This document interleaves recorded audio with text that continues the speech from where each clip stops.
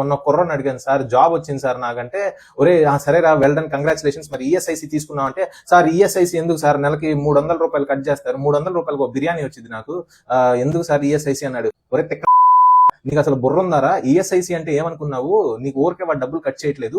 ESIC ద్వారా నీ ఫ్యామిలీకి, నీ పేరెంట్స్ కి, నీకు పెళ్ళైతే నీ పెళ్ళాం పిల్లలకి, ప్రతి ఒక్కరికి ఫుల్ హెల్త్ కవరేజ్ ఉంటుంది. ఒకవేళ కనుక ఆ ఈఎస్ఐసి సెంటర్స్ మిమ్మల్ని ట్రీట్ చేయలేకపోతే మిమ్మల్ని super speciality hospitals, big hospitals కి మిమ్మల్ని రిఫర్ చేస్తారు. బిగ్ హాస్పిటల్స్ లో పెద్ద బ్రెయిన్ సర్జరీలు, హార్ట్ సర్జరీలు, పొట్ట సర్జరీలు, లేకపోతే స్టెంటులు, బైపాస్లు, పేస్ మేకర్లు, ప్రతిదీ ఫ్రీగా చేస్తారు. ఇది అందరికీ తెలియదు అనమాట. ఈ ఈఎస్ఐసి స్కీమ్ అనేది ఎవరైనా సరే ఉద్యోగం చేసేటప్పుడు ఒక పెద్ద ప్రైవేట్ ఇన్స్టిట్యూట్ లో కానీ, లేకపోతే ఏదైనా చిన్న సోప్ ఫ్యాక్టరీనో, లేకపోతే చిన్న మొబైల్ స్టోరో, లేకపోతే కిరాణా కొట్టో, ఎక్కడైనా సరే మినిమం 10 ఎంప్లాయీస్ కంటే ఎక్కువ ఉంటే కనుక ఆ ఇన్స్టిట్యూట్ అనేది ఈఎస్ఐసి కింద రిజిస్టర్ అవ్వాలి. సో ఈఎస్ఐసి లో ఏంటంటే ఎవరికైతే 21,000 శాలరీ, 21,000 కంటే నెలకి శాలరీ తక్కువ ఉంటే కనుక వాళ్ళకి ఈఎస్ఐసి బెనిఫిట్స్ వస్తాయి అనమాట. అదే మీరు ఫిజికల్లీ హ్యాండిక్యాప్డ్ అయితే 24,000-25,000 కూడా లిమిట్ ఉంటుంది అనమాట. ఈఎస్ఐసి స్కీమ్ లో ఏంటంటే మీ శాలరీలో నుంచి ఒక 3.25% ఏంటంటే నీకు జాబ్ ఇచ్చిన వాడు, మీ కంపెనీ వాడు పే చేస్తాడు. మిగతా 0.75% మీకు మీరు పే చేసుకోవాలన్నమాట. అంటే మీ శాలరీ నుంచి కట్ అయిపోద్ది. మొన్న ఒక పేదావిడండి జస్ట్ ఊడ్స్తుంది, స్వీపర్, ఒక మొబైల్ స్టోర్ లో స్వీపర్ అనమాట. ఆమె వాళ్ళ హస్బెండ్ కి 2 స్టెంట్లు వేయించిందండి గుండెల్లో.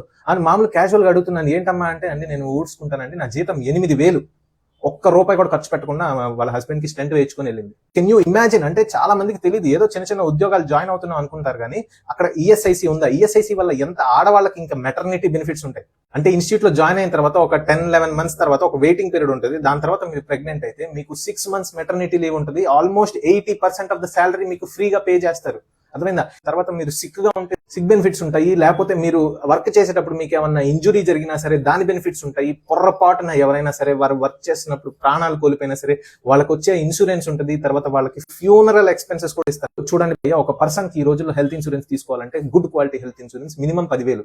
మా పేరెంట్స్ కి తీసుకోవాలంటే వాళ్ళిద్దరికి కలిపి 50 సంవత్సరాలు దాటితే 30,000 per year కడుతున్నాం. ఒక ఫ్యామిలీకి, ఒక 4 మెంబర్స్ ఫ్యామిలీ, తల్లి తండ్రి 2 చిన్నపిల్లలు తీసుకోవాలంటే ఆల్మోస్ట్ 25,000 ఇన్సూరెన్స్ కి కట్టాల్సి వస్తుంది. ఇలా ఈఎస్ఐసి కనుక ఉంటే కనుక ఈ ఒక్క ఉద్యోగంతో మీ డిపెండెంట్ పేరెంట్స్ ని, మీ వైఫ్, పిల్లల్ని అందరికీ మీరు హెల్త్ ఇన్సూరెన్స్ కవర్ ఇచ్చేయచ్చు భయ్య. చెప్తున్నాను, అంటే మీరు జీతం పెరిగే కొద్దీ మీకు ఈఎస్ఐసి బెనిఫిట్స్ పోతాయి, నేను ఒప్పుకుంటాను.